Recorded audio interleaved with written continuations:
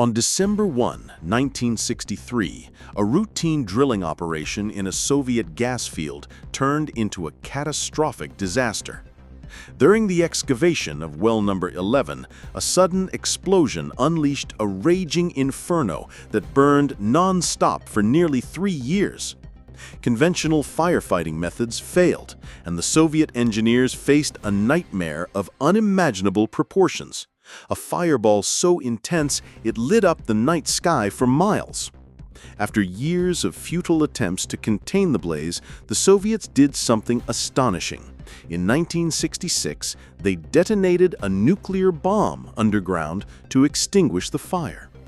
This extraordinary decision stemmed from a massive Soviet miscalculation during their Cold War race for energy independence and military prowess. Following World War II, the USSR's coal supplies dwindled, driving the regime to invest heavily in natural gas as a new energy source.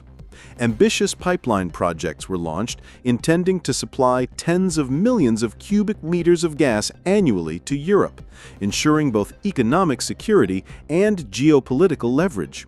Yet the pressure beneath these gas fields was enormous. Imagine a fully loaded truck balanced on a finger, and safety protocols were often ignored. The catastrophic blowout of well number 11 was a stark reminder of the risks. The fire that followed devastated the local environment, jetting flames that burned approximately 12 million cubic meters of natural gas per day. Bird migrations ended in fiery tragedy, with insects and other wildlife drawn into the fire's glow only to perish. For years, the fire seemed unstoppable. With conventional methods failing, Soviet scientists proposed the unthinkable: an underground nuclear explosion to seal the gas pocket and starve the fire of fuel. Despite fears that such a blast could worsen the situation or trigger a chain reaction, the plan went ahead. In just 23 seconds, the 30-kiloton bomb crushed the underground rock, sealing fractures and halting the inferno. It was the first recorded use of a nuclear device to extinguish an oil or gas fire, an engineering feat blending Cold War desperation with innovation. This was not an isolated event.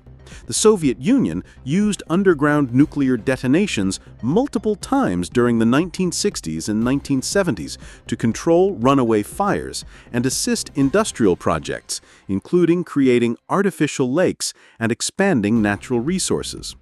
However, the environmental and health costs were severe.